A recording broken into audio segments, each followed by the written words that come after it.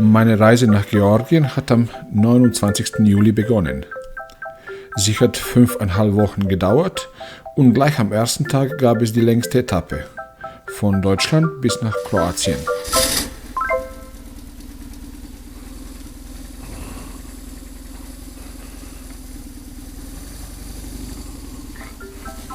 Also.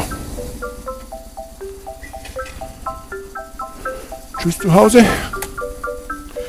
Ich war früh dran und der Morgen vielversprechend. Doch nach ungefähr 50 Kilometer begann es zu regnen und der Regen hat mich fast 400 Kilometer begleitet. Mann, oh Mann, ist das der Anfang jetzt? Gerade mal 120 Kilometer. Und Stau und Regen, ungemütlich. Hey, der Regen ist vorbei. 430 Kilometer.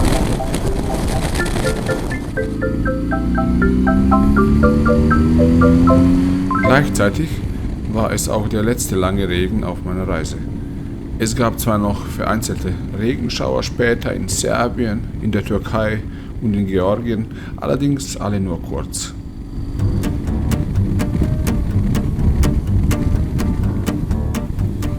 Viele alte Enten aus Frankreich waren auch unterwegs und prägten das Bild auf der Autobahn durch Slowenien und später durch Kroatien bis nach Zagreb. Sie waren immer in kleinen Grüppchen von 2 bis 3 Autos zu sehen und einige zogen auch Mini-Wohnwegen hinter sich. Am Abend kam ich zu meiner ersten Unterkunft in Kroatien, einer Pension im Naturpark Lonjsko Polje in der Nähe von der Stadt Sisak.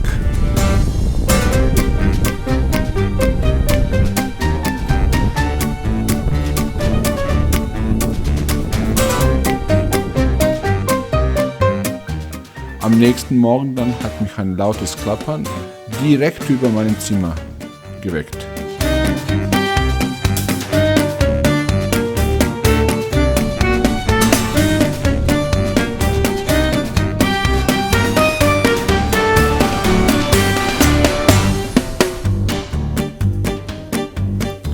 Weiter ging es dann über Bosnien-Herzegowina nach Serbien, wo ich Stopps mit Familienbesuchen in Belgrad und Niš eingelegt habe.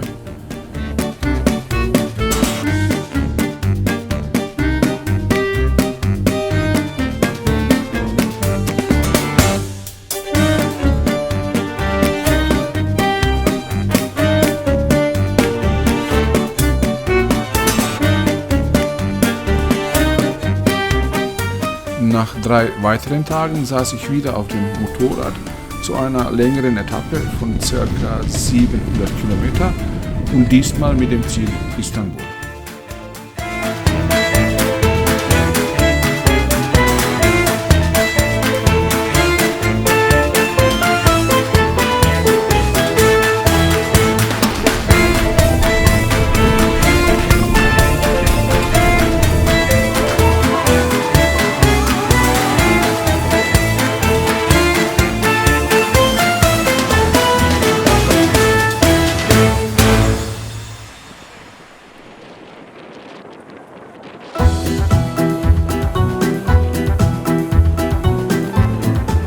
Nach 2 Tagen in Istanbul bin ich dann weiter nach Osten gefahren.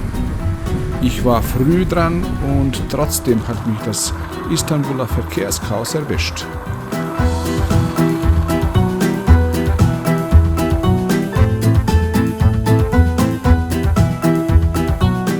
Irgendwann am frühen Nachmittag war ich doch aus der Stadt heraus.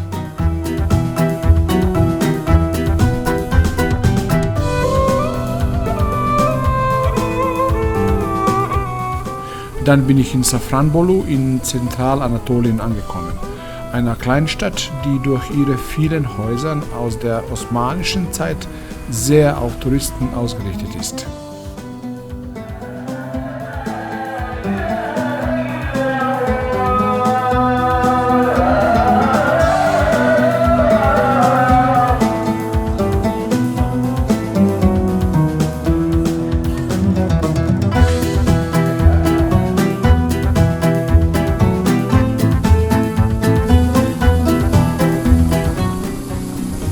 ich dann in Nordanatolien an der Stadt Taşköprü vorbeigefahren bin, fielen mir viele Verkaufsstände neben der Straße auf. An denen wurde ausschließlich Knoblauch verkauft. Später habe ich erfahren, dass das eine ziemlich berühmte Knoblauchgegend ist.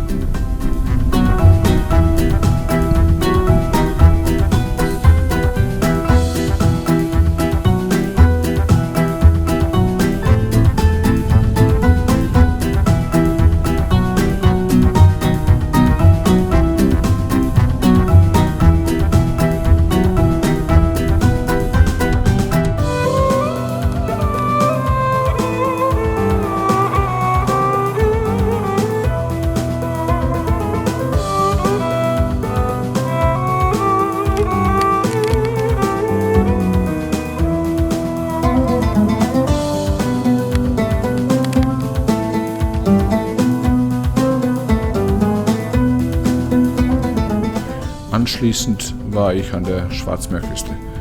Dann an der Stadt Samsun vorbei und in Ünye fand ich einen Campingplatz für die nächsten 2 Tage.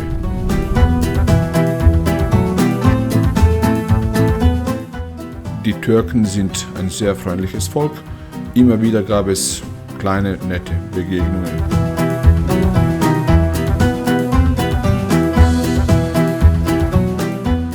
Eingeladen bei meinem Freund Metin, um ein Frühstück zu haben.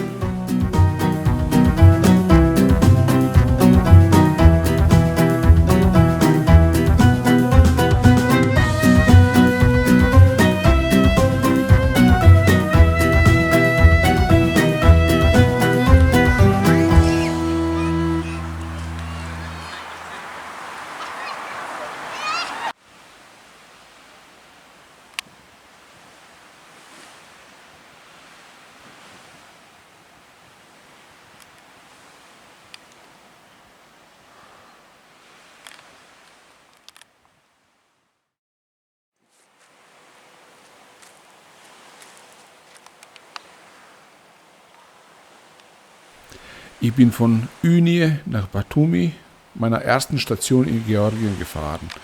Die Strecke war ca. 450 Kilometer lang und verlief entlang der Küste. Dann hat sich die Grenze angekündigt mit einem ziemlich langen LKW-Stau.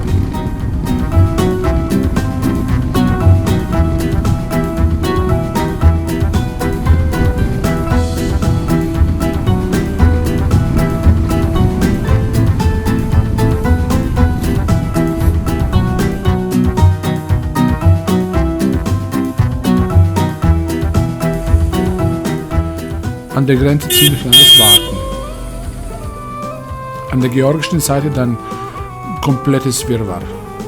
Ich wurde sofort nach dem Grenzübergang von einem Versicherungsverkäufer abgepasst, der mir dann die Pflicht-Kfz-Versicherung verkauft hat.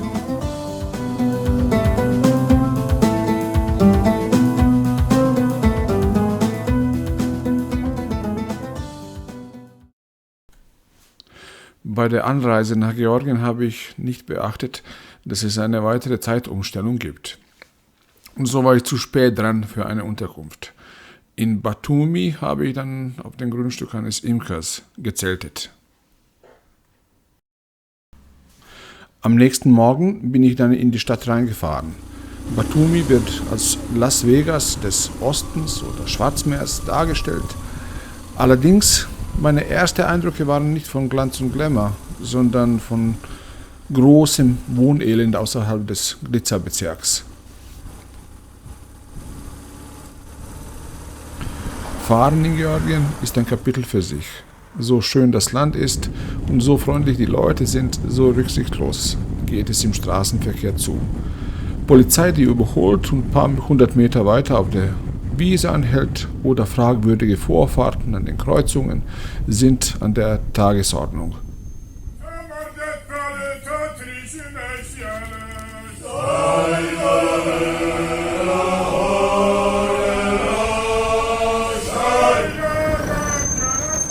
Von der Schwarzmeerküste ging es dann in den großen Kaukasus und nach einer wunderschönen Bergfahrt kam ich nach Mestia, Verwaltungszentrum von Svanetien.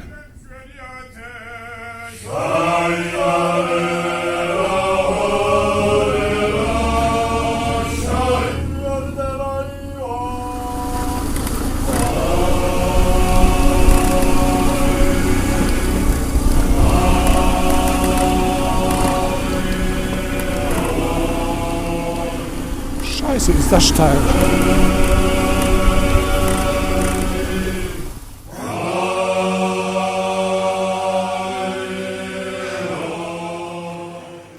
Swanen sind ein altes Kriegervolk aus dem Kaukasus.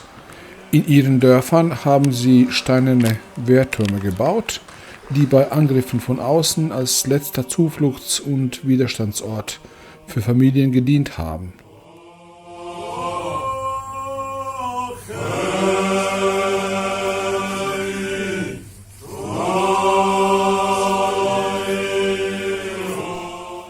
Aufgrund von diesen Türmen sind die Bergdörfer Obersvanetiens in die UNESCO-Weltkulturerbeliste aufgenommen.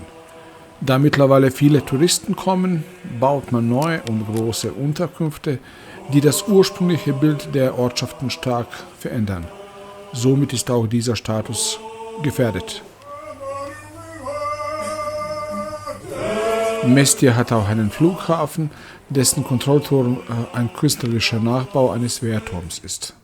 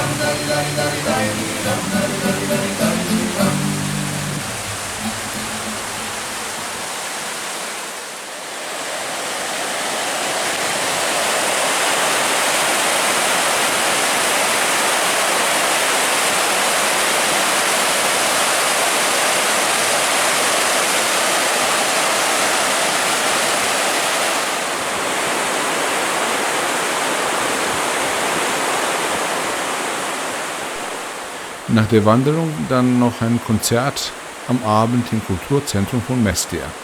Es trat eine lokale Gesangsgruppe auf, überwiegend aus älteren Männern bestehend, die mich total beeindruckt hat.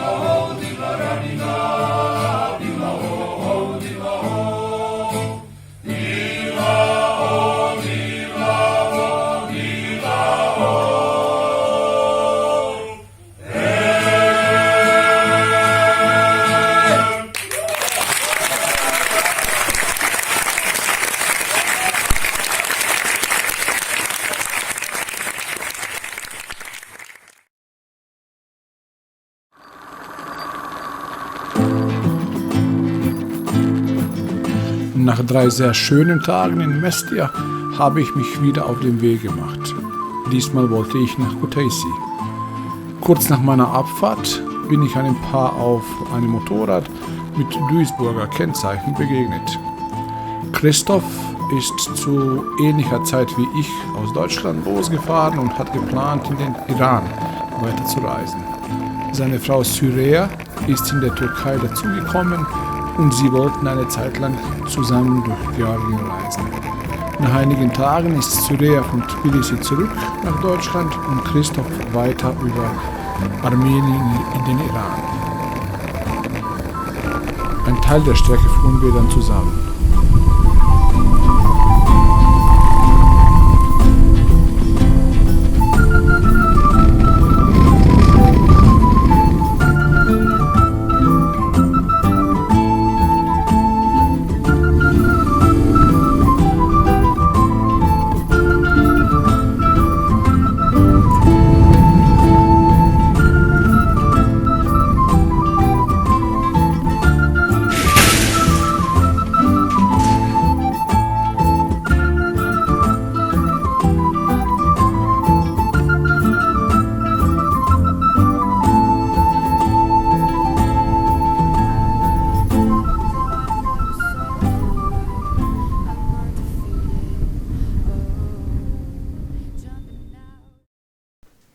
Man sagt, dass es zwischen Tbilisi und der drittgrößten Stadt des Landes Kutaisi eine Rivalität gibt.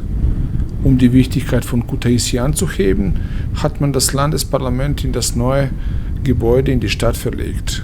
Die Episode dauerte von 2012 bis 2019 und endete mit Wiederverlegung nach Tbilisi.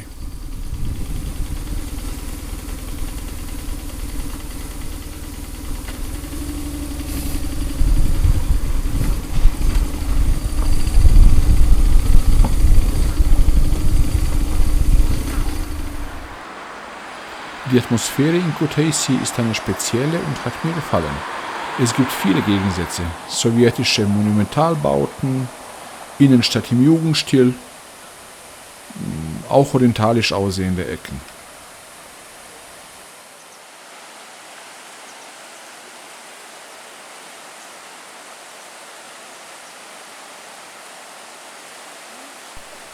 Über der Stadt steht die Bagrati-Kathedrale, die als Ruine auf der Welterbeliste stand.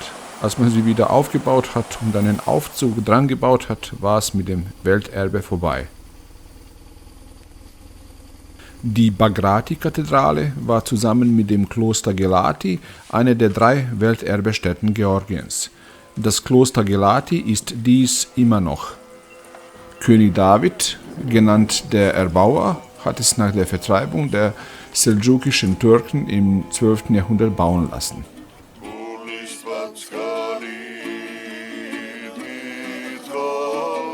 Er selbst hat sich unter einer Steinplatte an einem der Eingänge in das Kloster begraben lassen, mit dem Wunsch, jeder Georgier, der das Kloster besucht, soll über sein Grab gehen.